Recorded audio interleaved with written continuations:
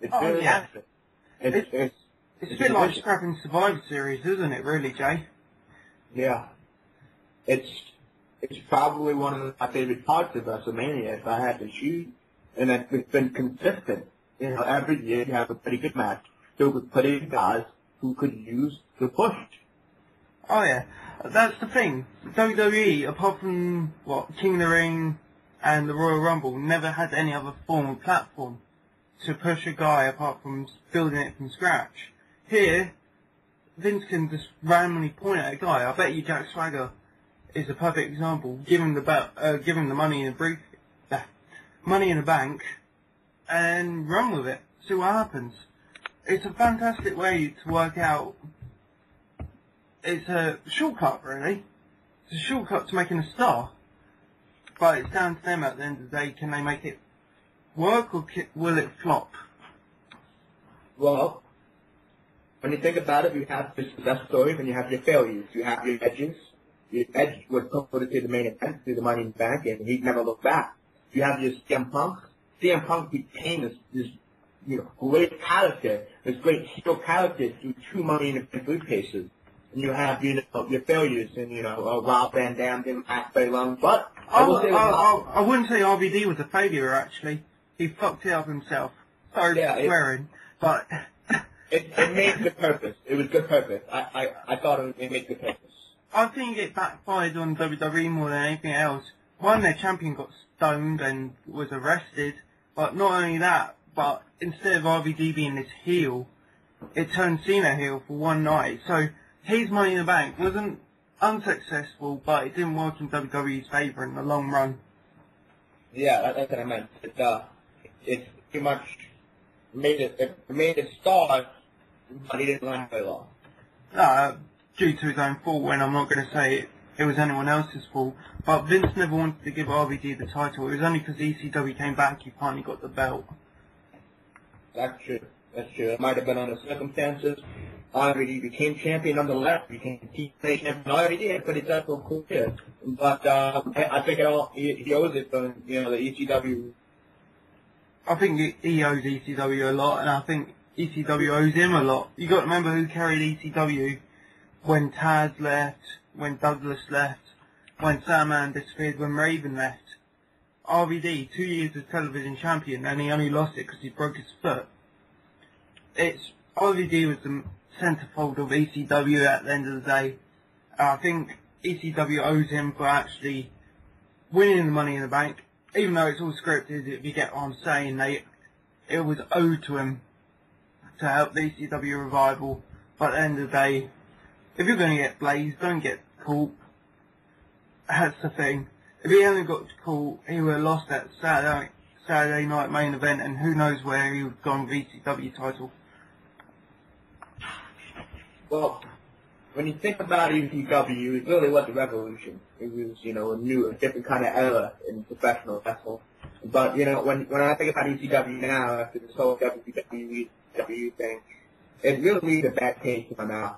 And it does. Yeah, it really does. And I think that they ruined it, and people's memories of it probably won't ever be as good as it should have been. Oh, you see, my memory is going to be different to some people, because you can guess from a start why. But the thing was, I liked the end of ECW. Not for the same reasons that most people hate it, but it did make stars, and it did show who could carry a show. Christian, Sheamus, I would say Tashi Titsu to a point. Zack Ryder should have gone further.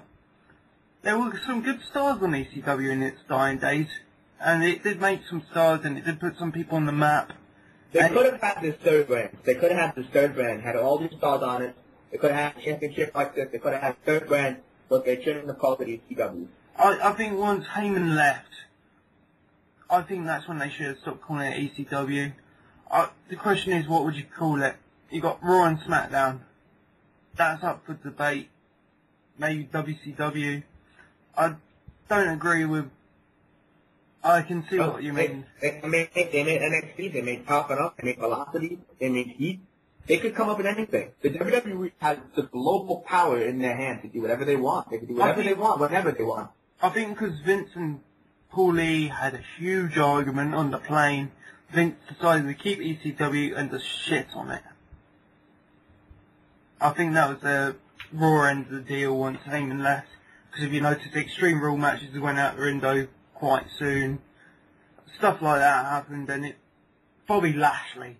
I think Bobby Lashley summed up what happened to ECW. Yeah, it wasn't pretty. It wasn't pretty, but it's over now, and we got a new era of wrestling, which includes, new stars and all these new things happening. It feels a lot like 2005, but better. Oh yeah. I think this year wrestling's going to be either a really good year or a really awful year. Question is, will WWE pull a TNA, say they're going to push the youth guys, then throw it back in our faces a few months later? I think that's what we're going to look at, but I believe WWE when Vince says, I'm actually going to make stars, because he's actually proven it. Miz is there, Del Rio's there, they got Mystico in, and for you who didn't know, Mystico outdrawed Cena 2 years in a row. Is that a fact? Is that a fact? It's a fact. I can't give you the figures, but there was so many awards, it was proven. Mystico, imagine Austin, but for Mexico. It's that type of draw power. I've heard that right now, that the ratings and pay-per-view buys in Mexico are the highest out of countries who watch wrestling, and that it beat the States by a very large number. That's true. That is true. Triple Mania, which is AAA's former Mania, is one of the most spectacular shows of the year. But because it's a luchador style, only really the Mexicans buy into it. I know that sounds dodgy and stuff, but Mystico is safe hands. If WWE use him right, Del Rio is a reason to fear him. I've heard about that. I heard that Del Rio does not want Mystico eliminated because he's afraid of his top spot when Mysterio leaves. Well, you got to remember this. Mystico, Rey Mysterio and Del Rio all came from the same company, I believe, from CMLL, which is the longest running company in Mexico. And usually the most successful. Yeah. So, all three of them are aware of each other's abilities. And the point is, Dos Carlos Jr. was outdrawn by Mystico. Mysterio in Mexico isn't as big as Mystico. So I think all three of them have a mutual respect, but they also know how dangerous each of them are. And I think Mystico is the most dangerous out of the three because he has this upper hand ability of the fact he can draw. And we know what Vince is like. Vince can make money. I reckon Mystico is going to be the biggest draw for WWE, especially in the Latino area of the world.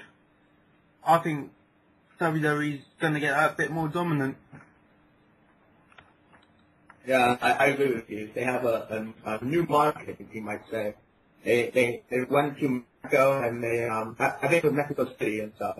And they announced this huge signing for with Mexico, now known as Sin Cara. Is that how you say it? I don't know if I'm picking it up on sorry. But I know that they call Alberto Del Rio Dos Caras or whatever.